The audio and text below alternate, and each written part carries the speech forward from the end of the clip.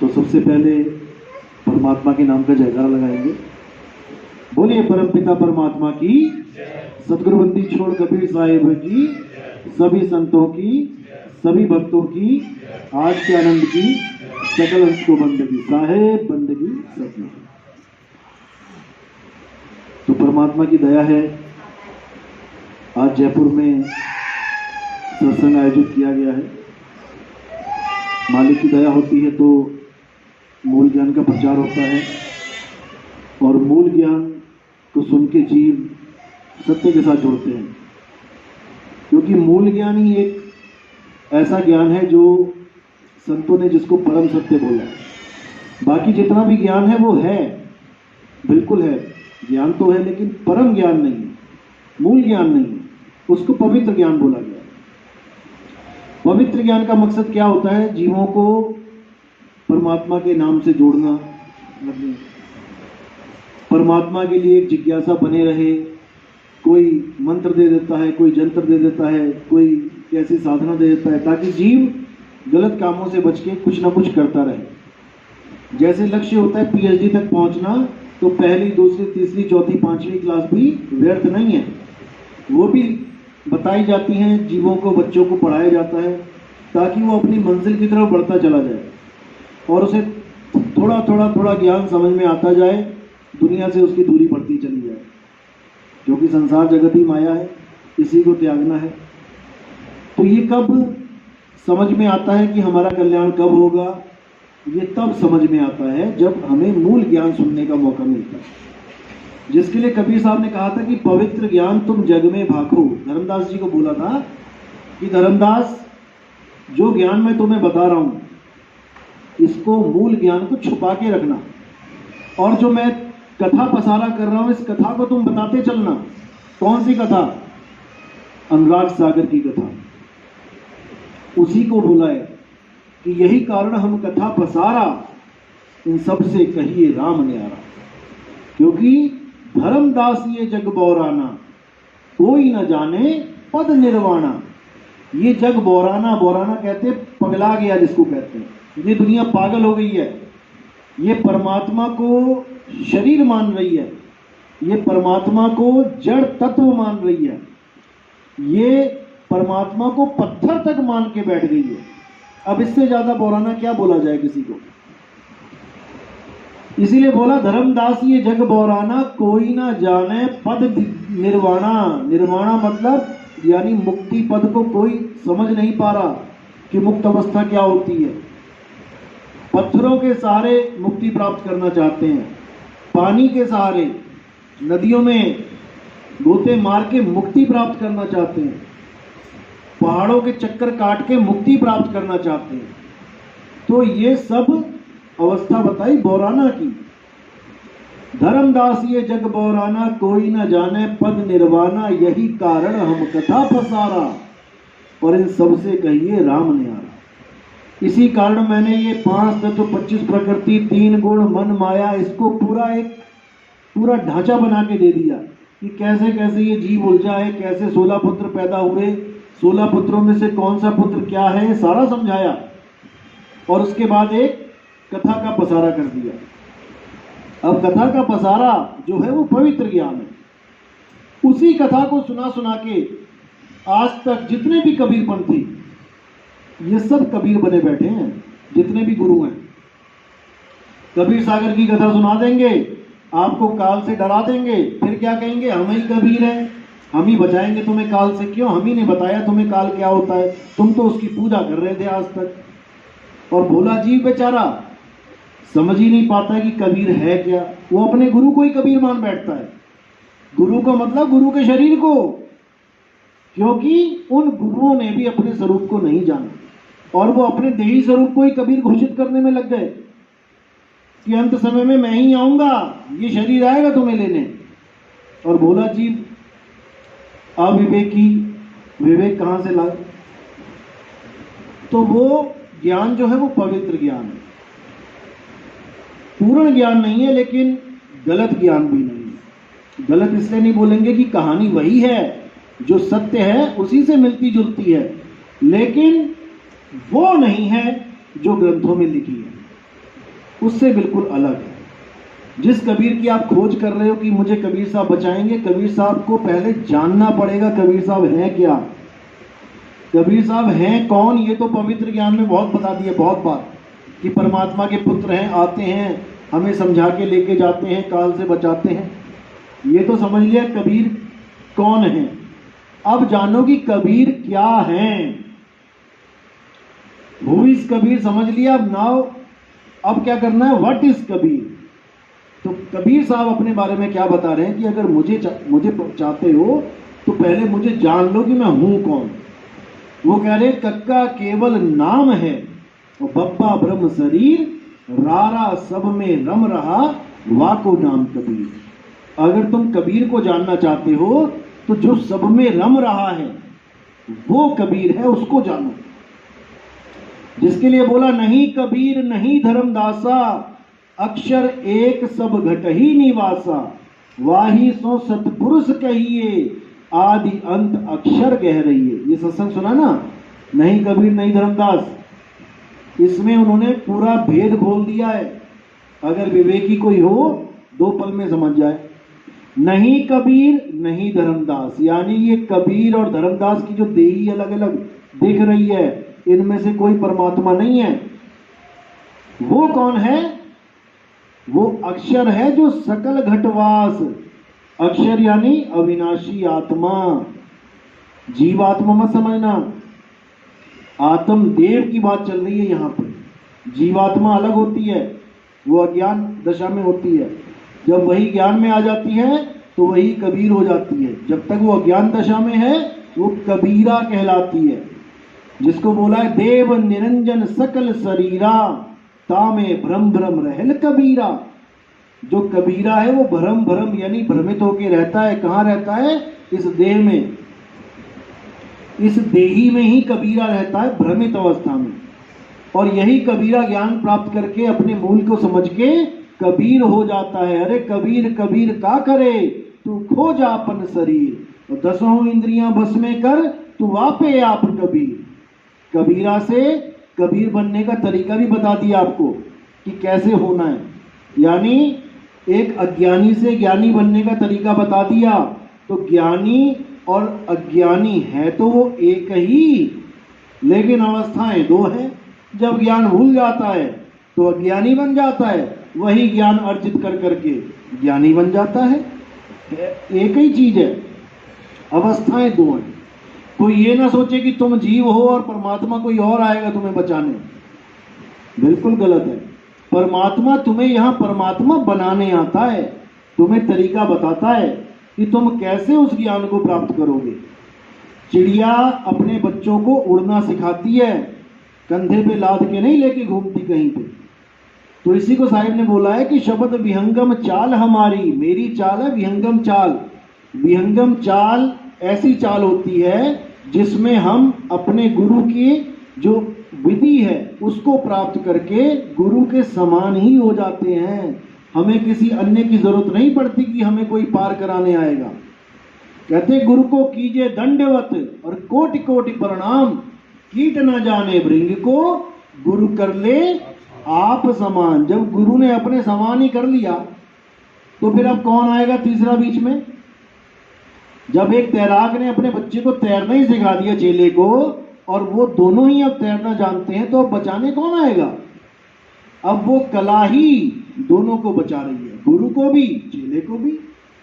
तो गुर जो होता है, गुर कहते हैं हुनर को। कहते तुम्हारे अंदर क्या क्या गुण है भाई, तो गुर है हुनर। कौन देता है, गुरु। तो गुरु क्या कह रहा है कि कीट न जाने भृंग को, गुरु कर ले आप समान। इसी का जो है वृतांत दिया है गीता में। अध्याय 3 17वां श्लोक क्या कहता है कि बहुत सारी पूजा पाठ, बहुत सारी अर्चनाएं, बहुत सारे विधियां हैं देवताओं को खुश करने के लिए, ब्रह्म को खुश करने के लिए, लेकिन जो अपनी आत्मा में संतुष्ट हो जाता है, जो अपनी आत्मा में अचल हो जाता है, जो अपनी आत्मा में ही निपुण हो जाता है, वो किसी अन्य जीव पर निर्भर नहीं रहता। बिल्कुल सेम यही डिट्टो चीज गीता में बताई जा रही है। अब आत्मा में कैसे रमण करे, उसके लिए 4 अध्याय 34वां श्लोक बताया गया कि तुम किसी ऐसे गुरु की शरण में जाओ जो अपने स्वरूप को जानता है।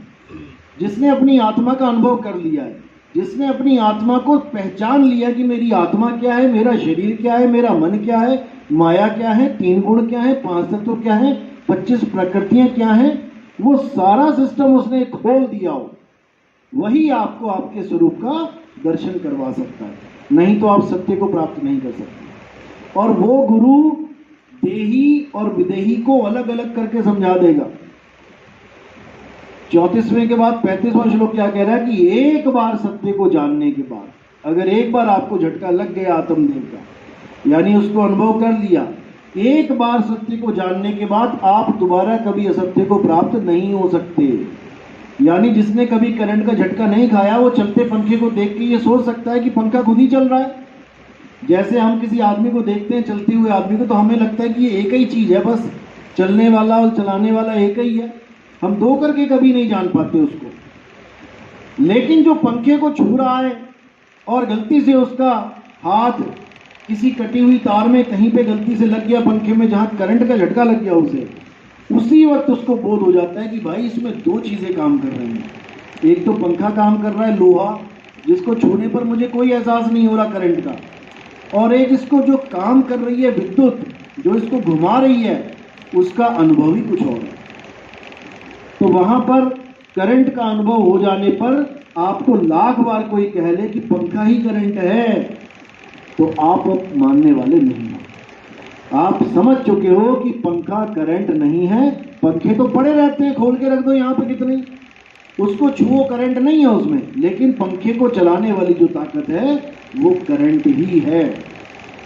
इसी प्रकार हमारी आत्मा भी एक एनर्जी है, इतनी जबरदस्त एनर्जी है कि हम सोच भी नहीं सकते वो क्या है। एक पल के लिए भी अगर आपकी सूरत उस आत्मदेव से जुड़ जावे, तब आपको एक पल में पता लग जाए कि असल में मैं हूँ क्या, मैं कैसे इस बॉडी को चला रहा हूँ, कैसे ये शरीर चल रहा है, हर चीज़ आपकी समझ में आ जाए। लेकिन जब तक आत्मा का अनुभव नहीं हुआ, जब तक आप कभी सपने में भी नहीं सोच सकते कि आत्मा होती कैसी है। सुन तो बहुत बार लिया आपने कि आत्मा है, आत्मा है, आत्मा है, लेकिन है होती कैसी है। कहने का मतलब तुम कभी सोच भी नहीं सकते अगर करंट ना लगा हो कि करंट को छूने पर क्या अनुभव होता है। क्योंकि तुम ज़्यादा से ज़्यादा क्या करोगे, सारी दुनिया की चीज़ें छू लोगे, सोचोगे करंट भी ऐसा ही होगा। सारी दुनिया की हीरे जवाहरात, पन्ना, कोयला, मिट्टी, सब कुछ छू के देख लिया, लेकिन जो करंट का अनुभव है वो बिल्कुल अलग है सारे संसार से।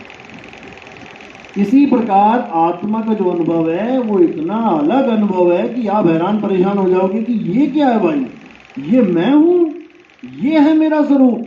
जब उस चीज को प्राप्त करोगे तब नीर चीर का निबेड़ा हो जाएगा।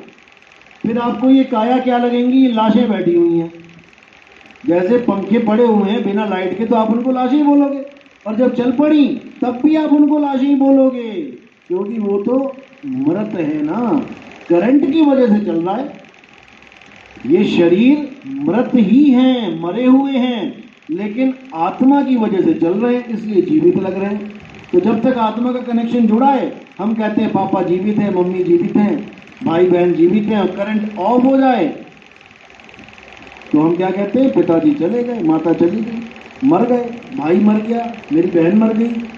क्योंकि हम उनके शरीर को चलते हुए देख के कह रहे हैं कि वो जिंदा है, जबकि शरीर मेरा भाई है ही नहीं, शरीर मेरी बहन है ही नहीं। शरीर तो मेरे भाई ने पहना हुआ है, कपड़े हैं, और शरीर ही बहन के कपड़े हैं। अब बहन कौन है, बहन है आत्मा। भाई कौन है, भाई है आत्मा। और ये जो कपड़े पहने हुए हैं ये मृत हैं, मुर्दा हैं ये कपड़े, लेकिन केवल चल रहे हैं, खा रहे हैं, पी रहे हैं, बोल रहे हैं तुमसे, तुम्हें जवाब दे रहे हैं, इसलिए तुम्हें लग रहा है कि यही मेरी बहन है, यही तो बोल रही है, देखो मुंह से बोल रही है, यही तो मेरा भाई है, देखो मुंह से बोल रहा है, जबकि ऐसा नहीं है। ये शरीर केवल जैसे गाड़ी चल रही है पेट्रोल की वजह से, ड्राइवर की वजह से, ड्राइवर गाड़ी नहीं हो सकता कभी, ऐसे ही शरीर कभी आत्मा और आत्मा कभी शरीर नहीं हो सकते। ये हमेशा से अलग थे और हमेशा ही अलग रहेंगे। लेकिन हमें ये सब तब समझ में आएगा जब हमें ऐसा कोई गुरु मिल जाए जो हमें इसे भिन्न भिन्न करके बता दे। नहीं तो जितने भी गुरु मिलेंगे सब क्या करने वाले मिलेंगे? अपनी फोटो लगवा के मंदिर में खूब अगरबत्तियां घुमवाएंगे, खूब देसी घी की जोतें जगवाएंगे। यही गुरु मिलेंगे। आज से लेके जब तक गुरु प्रथा चल रही है यही होता आ रहा है। इसी को खत्म करना है। कैसे खत्म करेंगे इसको?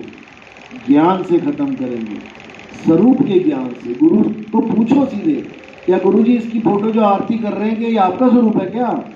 जब ये आपका स्वरूप नहीं है, ये तो देही स्वरूप है, तो हम इसकी आरती क्या करें? वो भी जड़ फोटो की। आपकी आरती कर ले आत्मदेह समझ के, वो तो समझ में आता है। मतलब कि अगर कोई नोट है, कलर्ड नोट भी आ गया अगर नकली, तब भी धोखे से चल सकता है आपके पास। कभी नकली नोट नहीं मिला क्या किसी को? धोखे से मिल जाता है, नहीं ध्यान दिया, मिल गया 500 का। लेकिन अगर उस 500 के नोट को कोई फोटोकॉपी करा के ले आए तो क्या चल जाएगा आपके पास? तब तो कभी ना चले। तो कहने का मतलब है, इसको तो मान लो कि अगर इसकी आप पूजा कर भी रहे हो तो नकली नोट की पूजा कर रहे हो मान के चलो। अगर किसी गुरु की आरती भी करनी तो चलो समझ में आता है कि हाँ ये जीवित है, लग रहा है। लेकिन इसका भी फोटोकॉपी करवा लो, अगर इस नकली नोट की भी फोटोकॉपी करवा लो, उसकी पूजा तो समझ में आ रही ना सीधी, पर जड़ बुद्धि वालों के समझ में नहीं आ रही। उनको तो फोटोकॉपी छोड़ो, उनको सीधा कागज भी दे दोगे ना कोरा, वो भी नोट समझ के रख लेंगे। ऐसे भी है दुनिया में। तो इसी को विवेक कहते हैं। राम जी जीवित हैं, तुम्हारे सामने हैं, तुम आरती करो राम जी की, आत्मदेव मान के करो, क्या दिक्कत है? आत्मदेव तो प्रेजेंट ही है ना, तभी तो बॉडी चल रही है। कबीर जी की आरती करनी है, ठीक है, कबीर को आत्मदेव मान के करो। नानक जी की करनी है आरती, जीवित की करो। लेकिन तुम उनकी फोटो की आरती कर रहे हो, उनकी पत्थर की मूर्ति बना के आरती कर रहे हो, ये बिल्कुल मना है कबीर पंथ। इसी को दादू जी की वाणी में बोला है कि दादू का पिंजड़ा पड़ा और वो नानक की दे। गरीबदास जी की वाणी में, दादू का पिंजड़ा पड़ा और वो नानक की दे, इनमें सदगुरु कौन है, मोह को बड़ा संदेह। उन्होंने ये साफ कर दिया कि जब तक तो शरीर वो चला रहा था गुरु, क्योंकि गुरु तो शरीर है ही नहीं, गुरु आत्मदेव है। जब तक वो काया चला रहा था तब तक तुम उसकी आरती करो, समझ में आता है। लेकिन जब शरीरों को छोड़ दिया आत्मा ने, अब किसकी आरती कर रहे हो? या किसी गुरु की फोटो खींच के आरतियां लगा रहे हो, तो किसकी आरती कर रहे हो? कागज की आरती कर रहे हो, कलर की आरती कर रहे हो। आत्मा की बोली गई है आरती। आप अपने माता पिता की आरती कर सकते हो, अपने गुरुजनों की आरती कर सकते हो, कोई रिश्तेदार आ जाता है तो उसकी आरती कर सकते हो, क्योंकि वहां पर आत्मदेव है, तुम्हारी बात का जवाब दे रहा है वो। लेकिन तुम किसी पत्थर की पूजा करो, आरती करो, उससे पूछो हालचाल, वो बताएगा क्या अपना हालचाल? आशीर्वाद मांगो तो देगा क्या हाथ पे, सिर पे हाथ रख के? नहीं देगा। इसीलिए उसको बार बार कबीर साहब ने मना किया है कि पाथर पूजे हरि मिले तो मैं पूजू पहाड़। अगर पत्थर पूजने से हरि मिल जाए तो इससे सस्ता तो कुछ है ही नहीं, तो फिर तो मैं पहाड़ पूज लूं, बड़ा वाला हरि मिलेगा। और वहां से ये चाकी भली पीस खाए संसार, उससे ये चक्की अच्छी है कि तुम्हारा कम से कम घर में आटा तो पीस के दे रही है। तो इसी को समझाते हुए कबीर साहब ने बहुत सी बातें बताई, लेकिन हम जीवों के समझ में नहीं है। इसलिए उन्होंने एक समय निर्धारित कर दिया। समय क्या निर्धारित किया कि ये पवित्र ज्ञान कब जाके आगे मूल ज्ञान में बदलेगा। कहने का मतलब यही पवित्र ज्ञान जो आपने अनुराग सागर पढ़ी है, यही ज्ञान कब मूल ज्ञान के द्वारा खुलेगा। वही 16 पुत्र बाकी लोग भी बताते हैं, हम भी बताते हैं। उनके पुत्र वैसे पुत्र हैं जैसे आपके पुत्र हैं 16, किसी का नाम रामू, किसी का नाम श्यामू। और हमारे वाले मूल ज्ञान में ये 16 पुत्र तुम्हारे 16 गुण हैं। दया है, शील है, संतोष है, जलरंगी है, कुरुम है, ये सारे तुम्हारे अपने पुत्र हैं जो तुम्हारे पास अभी भी हैं। लेकिन तुमने बाकी 15 को पीछे करके एक पुत्र का कहा ज्यादा मान लिया हुआ है, वो है तुम्हारा मन, तुम्हारा ही पुत्र है। अब उसी के मन के कहे पे ये जो पिता है ये उस पुत्र का गुलाम बन बैठा है और कुछ नहीं है। यानी जिसको पैदा किया उसी के अंदर आ गया ये, अब गुलाम बना बैठा है और अपने स्वरूप को भूल गया है, अब उसकी गुलामी कर रहा है। तो एक भजन भी आता है कि तू सबका सरदार है, गुलाम कैसे हो रहा। जब मैं सरदार हूं सबका और मैं ही गुलाम हो गया तो बचाएगा कौन फिर? यहां पे दिक्कत आ जाती है। तो उसी के लिए एक ज्ञानी है जो हमें बचाएगा, ज्ञान रूप से बचाएगा, वो भी हमारा ही गुण है। ऐसा गुण आएगा कि तुम ज्ञान में आ जाओगे, बाकियों से ऊपर उठ जाओगे, तो तुम्हें सारे पुत्र समझ में आने लग जाएंगे, क्योंकि बिना ज्ञान के कुछ समझ में नहीं आता।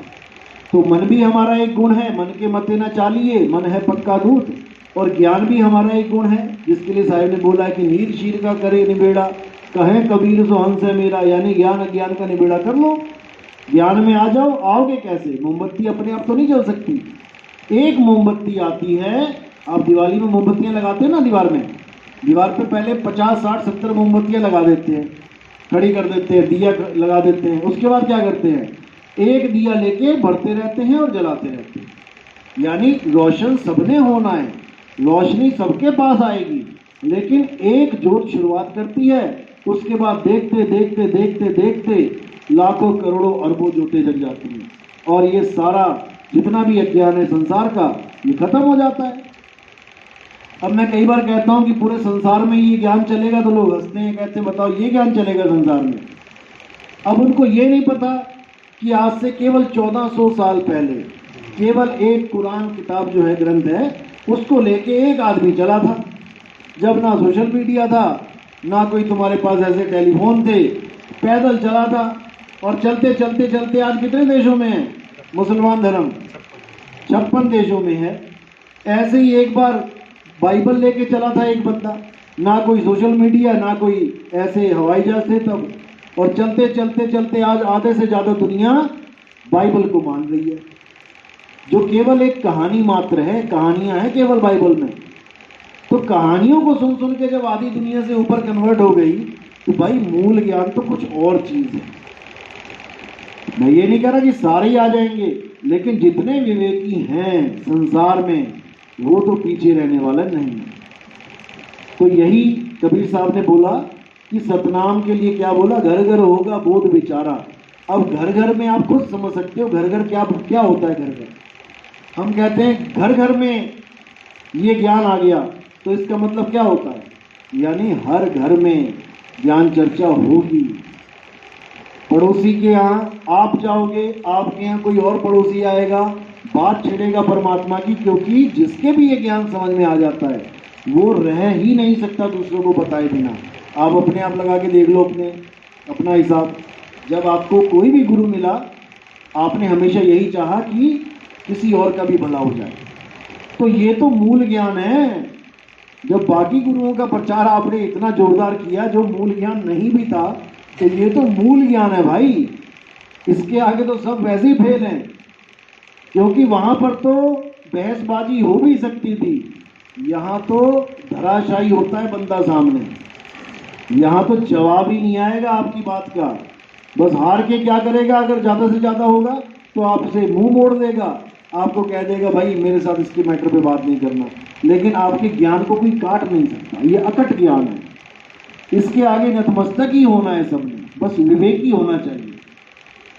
तो अविवेकी के लिए साहिब ने मना भी किया है कि जो लगे कि भाई अविवेकी है, जो किसी दुनियावी चीज़ को प्राप्त करने के लिए किसी गुरु की शरण में गया है, जैसे किसी के बच्चे नहीं हो रहे, अब वो चला गया किसी गुरु के पास और परमात्मा ने दया कर भी दी, बच्चा उसके हो गया, तो क्या छोड़ेगा उस गुरु को? कभी ना छोड़ेगा। किसी की किडनी फेल हो गई हो, उसने किडनियाँ ठीक कराने के लिए किसी गुरु से नाम लिया है, तुम्हारे ज्ञान को समझेगा? कभी नहीं समझेगा। तो साहिब क्या कह रहे हैं? हीरा वहाना खोलिए जहाँ कुंजड़ों की हाट, और चुप की गठड़ी बांध के निकल अपनी बात। तो ये ज्ञान उनके लिए भी नहीं है जो दुनियावी चीज़ों को प्राप्त करने के लिए गुरु धारण करने गए हैं। ये ज्ञान उनके लिए है जो इंसानी चूल्हा बर्बाद ना हो जाए, इसलिए गुरु के पास गए हैं और अपने इंसानी चोले को सफल करने के लिए गए। उनको इससे कोई मतलब नहीं कि इस गुरु से मैंने नाम लिया मेरा धंधा चौपट हो गया, इस गुरु से मैंने नाम लिया मेरी नौकरी चली गई, इससे कोई मतलब नहीं है। नौकरी चली गई तो क्या तुम्हारी किस्मत खत्म हो गई क्या? अरे नौकरी गई है तो कोई बिजनेस चलेगा, बिजनेस अगर गया है तो कोई नौकरी करोगे, पेट में तो जाएगा, अन्न तो जाएगा, रोटी तो मिलेगी। जब वो जानवरों को भूखा नहीं सोने दे रहा है तो आप तो इंसान हो, कुछ ना कुछ तो रास्ते आपके खोलेगा।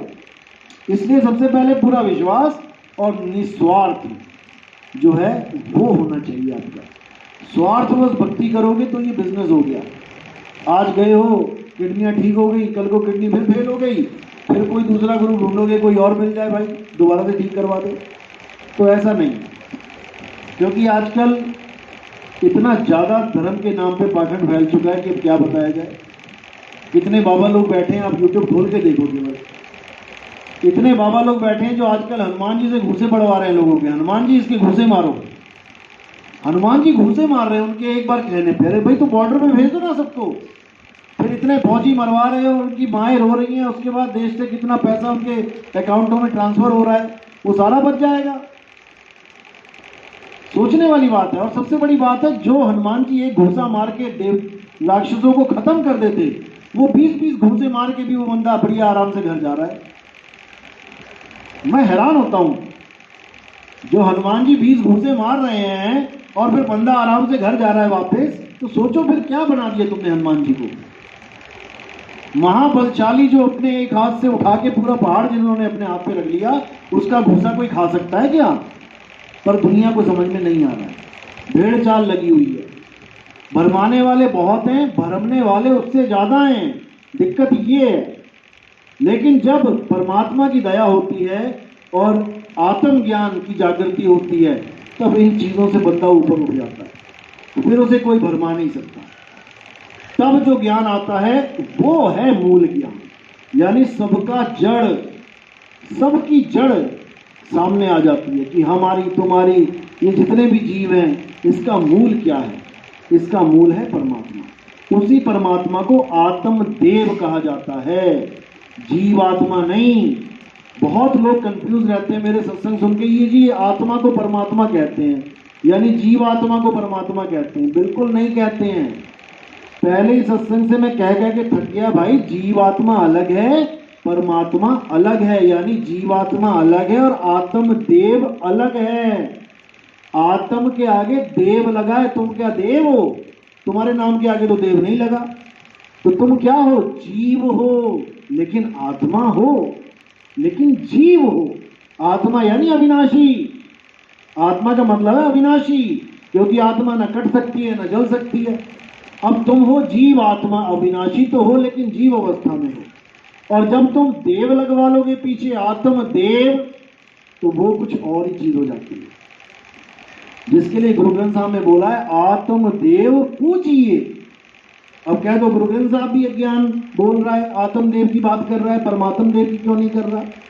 क्योंकि हम लोग समझ ही नहीं पा रहे हैं कि आत्म देव और परमात्मा पर्यायवाची हैं, नहीं समझ में आ रहा है।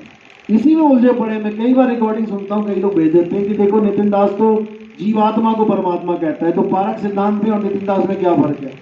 जमीन आसमान का फर्क है भाई।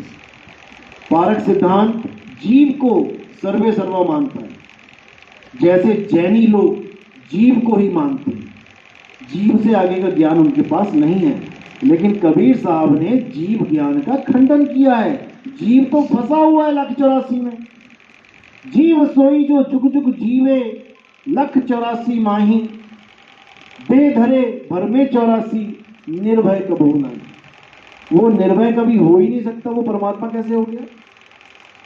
तो जीव का कबीर साहब ने खंडन किया है और आत्मदेव की महिमा गाई है। आत्म ज्ञान बिना नर भटके, जीव ज्ञान बिना नर भटके नहीं बोला उन्होंने। इसी लाइन में दोनों अवस्थाओं का ज्ञान है। आत्म ज्ञान बिना, एक हो गया ये ज्ञान जो हमें प्राप्त करना है। अब किसको करना है?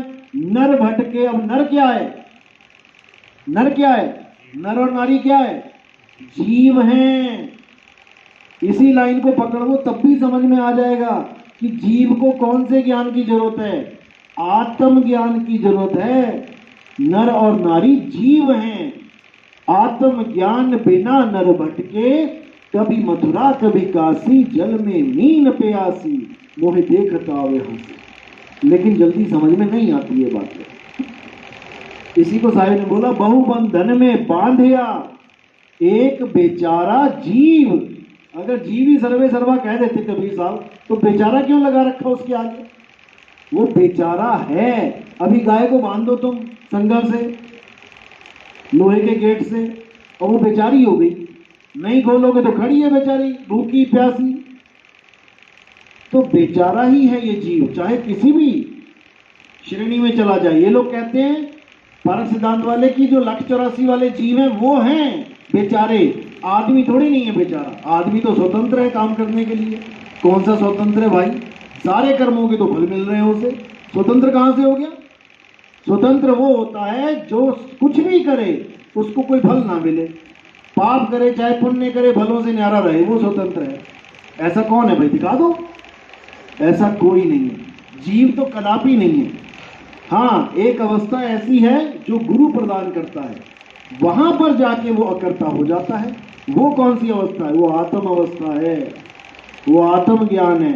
जीव अवस्था में तो कोई ऐसा कर्म है ही नहीं जिसका फल जीव को ना मिले, लेकिन आत्म ज्ञान में रह के वो सारे बलों का त्याग कर देता है। उसको समझ में आ जाता है मैं कुछ करता ही नहीं हूँ। जब मैं कुछ करता ही नहीं तो मैं फल की इच्छा क्यों करूं? इसीलिए बोला गया ना, हे अर्जुन कर्म कर फल की इच्छा मत कर। लेकिन केवल कहने से थोड़ी नहीं हो जाएगा ये आत्मज्ञान में रमण करना पड़ेगा। आत्मज्ञानी गुरु मिलेगा, आपको भेद बताएगा कि कैसे कैसे आप इस बंधन से छूट सकते हो, अकर्ता कैसे बन सकते हो, पूरी चीज समझाई जाएगी। तो जब जीव अवस्था से आप पीव अवस्था में आते हो तब आपको हर चीज समझ में आ जाती है कि मैंने कुछ किया ही नहीं है। अंत समय में जो जमदूत आते हैं, जो काल भगवान आता है, कौन है वो काल? कोई अलग से आता है क्या काल? कौन है काल? मन। अब समझ लो बात इतनी सी। अब समझना है इसको, जो बात मैं बताने जा रहा हूं, अभी तक बताया नहीं मैंने, आज मैं बता रहा हूं, इसको समझ लो अच्छी तरह। आपको पकड़ेगा कौन अंत में? मन। और मन से छुप के कौन सा काम किया आज तक आपने? कर सकते हो क्या? बस यही सिस्टम है। हमारे सत्संग सुन के लोग आजकल क्या कहते हैं? अरे कोई काल नहीं है, कोई काल नहीं है। क्यों? नितिन दास के सत्संग सुन के निडर हो गए हैं। बाकी गुरुओं ने काल काल करके उनको भीगी बिल्ली बना दिया था। हमारे सत्संग में मैंने एक दोहा बोला केवल कि काल काल क्या करे। जो काल वाला दोहा था ना, जितनी मन की कल्पना काल कहावे सोए, उसको सुन के ये कह रहे, अरे अब तो काल ही नहीं है, हम तो बस निर्बंध हो गए हैं, अब जो मर्जी बोलो, जो मर्जी ज्ञान देते रहो यूट्यूब पे। 36 गुरु बन के बैठ गए। क्यों? काल का डर खत्म हो गया। ऐसा नहीं है कि काल नहीं है, बिल्कुल नहीं है, काल है। लेकिन वो कैसे पकड़ेगा तुम्हें ये नहीं पता। ये मन ही काल है। अगर काल नहीं है माना ठीक है, बाहर से कोई काल नहीं है, अगर अपना ही मन तुम्हें कोड़ी बना दे अगले जन्म में, फिर क्या कर लोगे? फिर काल है कि नहीं है?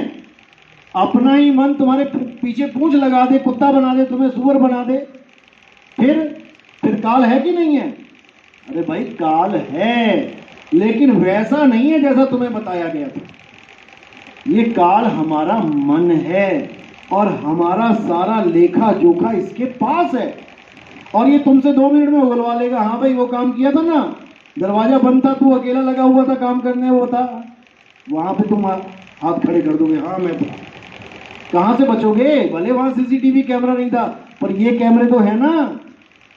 कोई भी काम आपने किया अपने मन से छुपा के दिखा दो, आप नहीं छुपा सकते। यानी काल के हाथ में तुम्हारा पूरा रजिस्टर है। अब इससे कैसे बचेंगे? क्या रास्ता है बचने का? एक ही रास्ता है। जब आप इस अनुभूति में आ जाओ कि मैंने कुछ किया ही नहीं, तभी आपसे बोलेगा तूने यहां किया था, मैंने कहां किया? तूने वहां वो किया था, मैंने कहां किया? अब मैं जानता हूं किसने किया है, ये तूने किया है। वहां पर उसकी टोपी उसी के सर पहना देनी है, क्योंकि हमें अनुभव हो गया कि मैं कुछ करता ही नहीं हूं। और जब मैं कुछ करता ही नहीं हूं तो मैं भोगू क्यों? बस इतना सा खेल है। यानी एक डायरेक्टर पूरी फिल्म भी खुद ही लिखवा के सारा कुछ करवा के हीरो को भी उसमें डाल के और 25-30 कत्ल करवाने के बाद फिल्म भी खत्म हो गई, उसके बाद हीरो को पकड़ ले कि तूने 20-25 आदमी मारे हैं, तो वो क्या कहेगा हीरो? भैया मैंने नहीं मारे, तेरी कहानी, तूने एक्टिंग करवाई, तूने सारा कुछ करवाया, तेरा लेखा जोखा वहीं तक था, आगे अब मेरी अलग जिंदगी है, मैं अकर्ता हूं, मैंने किसी को नहीं मारा। यानी उस फिल्म से अपने आप को बाहर निकाल लेना। यानी ये जो दुनिया रूपी फिल्म चल रही है, इसमें से अपने आप को बाहर निकाल लेना। लेकिन कोई नहीं निकाल पा रहा।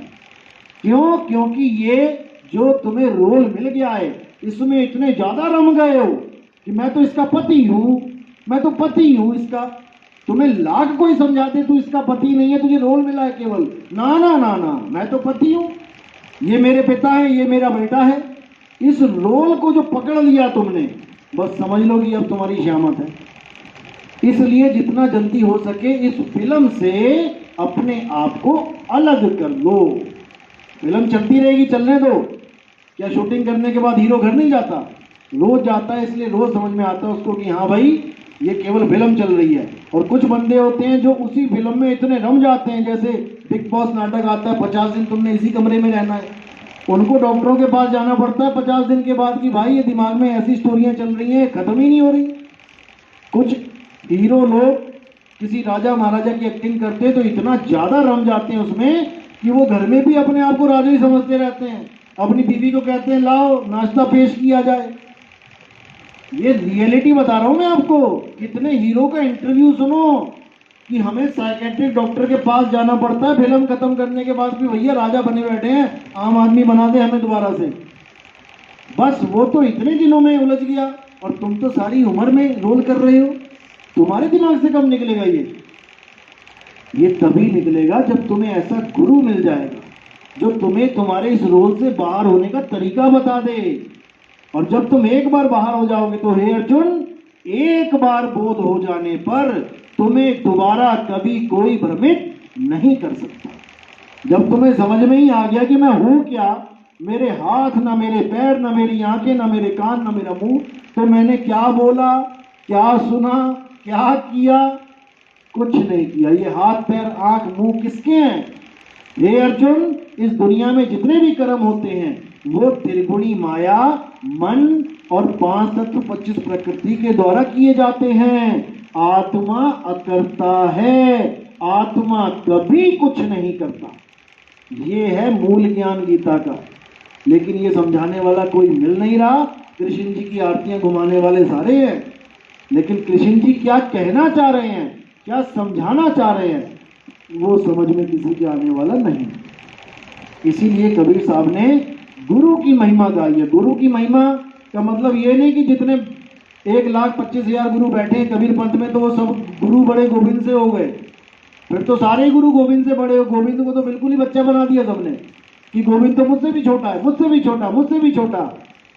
सब यही दोहे लेके बैठे हैं, गुरु बड़े गोविंद से मन में देख विचार, अपने आप को गोविंद से बड़ा करने के लिए। लेकिन दोहा तो ये भी है कि झूठे गुरु को झटक दे और शिष्य शाखा को फूक, और वाह में दोष जरा नहीं, शब्द काम को ये कोई अपने ऊपर फिट नहीं करेगा। वाणी तो ये भी है, जिस गुरु से भरम ना मिटे, भ्रांति जीव की ना जाए, सो गुरु झूठा जान के त्यागत देर ना लगाए। ये कोई नहीं फिट करेगा अपने ऊपर, क्योंकि गोविंद से बड़े बनने का चस्का लग गया है जी।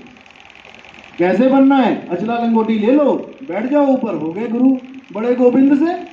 अब गोविंद क्या है? अब तो गुरु गुरु है, आजा बेटा गुरु गुरु गुरु कर। ये सब भ्रमजाल है। कबीर साहब ने गुरु बड़े गोविंद से उस ज्ञान के लिए बोला है कि तुम गोविंद को सीधे नहीं पा सकते, तुम ज्ञान अर्जित करो, गुरु के पास जाके ज्ञान लो। केवल गुरु के पास जाके गोविंद नहीं मिलेगा। अगर तुम अज्ञानी गुरु के पास चले गए फिर क्या मिल जाएगा? गोविंद दे देगा वो गोविंद। गोविंद से बड़ा गुरु कौन है? गोविंद का ज्ञान। पानी तुम्हारा गला गीला करेगा, बिल्कुल सही है, लेकिन पानी गला, पानी से भी ज्यादा बड़ी चीज क्या है? पानी का तुम्हें ज्ञान हो जाए, पड़ा कहां है, तभी तो गीला करेगा। 5वीं गली में घड़ा पड़ा हुआ है एक, नीले मकान के काले गेट के आगे, और पूरे 20-25 किलोमीटर पानी नहीं है। अब पता है तुम्हें कि गला, मेरा गला जो है गीला पानी से ही होगा, यानी गोविंद से ही काम बनने वाला है। लेकिन गोविंद से भी बड़ा कौन है? पानी से भी उस वक्त बड़ा कौन है?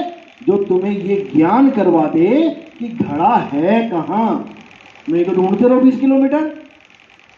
तो गुरु बड़े गोविंद से यहां ज्ञान गुरु की बात की गई है, ज्ञानी गुरु की बात की गई है, जो गुरु तुम्हें सही ज्ञान दे दे। नहीं तो गुरु तो सारे ही बैठे हुए हैं, किसी के भी पास चले जाओ फिर सतगुरु की तो महिमा ही खत्म हो गई। फिर साहिब क्यों बोल रहे हैं कि गुरु गुरु में भेद है, गुरु गुरु में भाव, सोई गुरु नित बंदी है। सोई, सोई का क्या मतलब है? केवल उसको सोई गुरु नित बंदी है, जो शब्द बतावे दाओ। तो बाकियों को क्या करना है? जब सोई बोल दिया कि सोई गुरु नित बंदी है, केवल उसकी वंदना करनी है, तो बाकी का क्या करें? छोड़ना है। जैसे पीएचडी तक पहुंचते पहुंचते सारे गुरु क्या किए तुमने? छोड़ दिए। ये नहीं समझ में आ रहा लोगों को। केवल विवेकी गुरु की महिमा गाई है कबीर साहब ने। गुरु मेरे सभी बड़े अपनी अपनी ठोर, शब्द विवेकी पारखी सो माथे का मोर। चलो शब्द विवेकी पारखी तो माथे का मोर हो गया, बाकी का क्या करें? छोड़ दो। इसी को बोला है सोई गुरु पूरा कहावे, दो अक्षर का भेद बतावे, एक छुड़ावे। जब अक्षरों को छुड़वा देगा तो अक्षर देने वाले गुरु को तो ऑटोमेटिकली छोड़ दोगे। एक छुड़ावे एक लखावे, तब प्राणी निज घर को जावे। तो यहां गुरु को छोड़ने में कोई पाप नहीं लग रहा कि कोई कहे नहीं कि हमने तो गुरु बना लिया, अब हम नहीं छोड़ेंगे, नहीं तो पापी हो गए। नहीं, जब लग मिले नहीं शब्द वो सांचा, तब लग गुरु करो 10 पांचा। तो इसलिए गुरु कौन होता है? जो आपके मन से परे की बात बता दे। ये जितने भी बैठे हुए हैं ये सब सुन सुन के बोल रहे हैं लोगों से। मन से परे की बात वही जानता है जिस पर परमात्मा ने खुद अपनी कृपा कर दिया, नहीं तो कोई जान ही नहीं सकता, जितना मर्जी जोर लगा ले। अगर हमारी मेहनत से हम परमात्मा को पालें तो परमात्मा भी बंधन में आ गया, परमात्मा भी फिर अनंत नहीं रहा। समझो बात को। अपनी मेहनत से हम कुआं खोद के पानी निकाल सकते हैं, अपनी मेहनत से हम हवाई जहाज लेके आसमान में जा सकते हैं, अपनी मेहनत से हम समुद्र तक पार कर सकते हैं, लेकिन परमात्मा को नहीं पा सकते। जो परमात्मा किसी को मिलता है तो वो अपनी कृपा से मिलता है, वो दया करता है। प्रभु कृपाल कृपा करे, नाम नानक साधु संग मिले। जब मालिक दया करता है तो वो साधु मिलता है जो तुम्हें नाम की बख्शीश करे। और वो बख्शीश कहां से हुई है? उसको भी उस परमात्मा ने ही करी है, वो कोई घर से लेके नहीं आया है।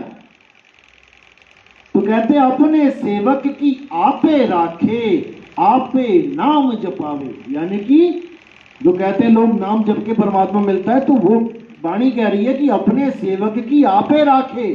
वो खुद ही उस जीव की उंगली, अपनी उंगली उस जीव को पकड़ा देता है। जैसे एक अंधा आंख वाले को नहीं पकड़ सकता, ऐसे जीव कभी परमात्मा को नहीं पा सकता, यानी अपनी अवस्था को बदल ही नहीं सकता, कोई बदल ही नहीं सकता। बदलाने वाला कौन है? वो परमात्मा स्वयं ज्ञान देने आता है और समझा के उसको बदल देता है। किसी को बोला कोटि तो ब्रह्मा भय, कोटि भय ईश, और साहिब तेरी बंदगी से जीव बने जगदीश। बस इसी को समझना है। इतनी सी बात समझ ली तो तुम खुद ही काल से ऊपर आ जाओ। काल तुम्हारा मन है और तुम्हारा मन तुम्हें पकड़ने के लिए तैयार बैठा है। तुम आओ तो सही उसके चक्कर में, सारी दफाएं लगा देगा तो कर दे गुरु वकील, मुकदमा भारी है। बहुत बड़ा भारी मुकदमा लगा हुआ है हमारे पास। भारी मुकदमा इसलिए कि जो मैंने आज तक कुछ किया नहीं है उसका भी ढेर में गड़ा सिर पे रख के घूम रहा हूं कर्मों का। ये है मुकदमा भारी। जो तुमने कभी कुछ किया नहीं है उसका फल तुम ले रहे हो बार बार, लेकिन समझ में नहीं आ रहा कि मैंने कैसे नहीं किया, क्योंकि तुम खुद ही मोहर लगा रहे हो मैंने किया मैंने किया मैंने किया, क्योंकि अपने स्वरूप को नहीं जान रहे। ड्राइवर गाड़ी चला के आ रहा है और 50 लीटर पेट्रोल डलवा रहा है हर हफ्ते, लेकिन ये सोच रहा है कि मैंने पिया। बस दिक्कत ये है, जब तक ड्राइवर ये कहता रहेगा कि मैंने पिया मैंने पिया मैंने पिया, जब तक वो भुगतता रहेगा। यानी जीवात्मा हमेशा कर्ता बनी हुई है और आत्मदेव अकर्ता है।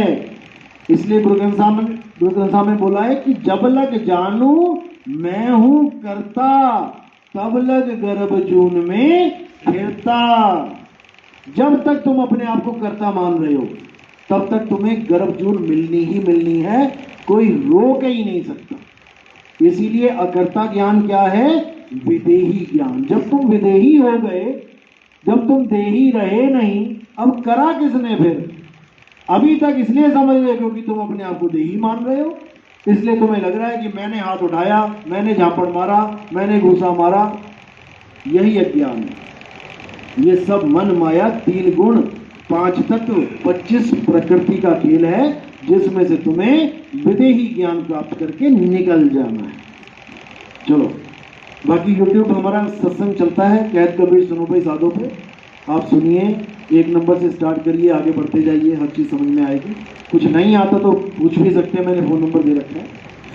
इसी के साथ मैं वाणी पे विराम देता हूँ। बोलिए सतगुरु बंदी छोड़ सतगुरु सत्य कबीर साहिब की सदा ही जय हो, सदा ही जय हो। मेरे साहिब उनकी सतनाम। नाम दीक्षा वाले कौन है? हाथ खड़ा करो। जो नाम दीक्षा लेने आए, आपने कहाँ से नाम दीक्षा ली? पहले कहीं से ली? वृंदावन। कोई बात। अभी सत्संग समझ में आ रहा है? कब से सुन रहे हो? 1 साल हो गया? अकेले आए हो आप घर से?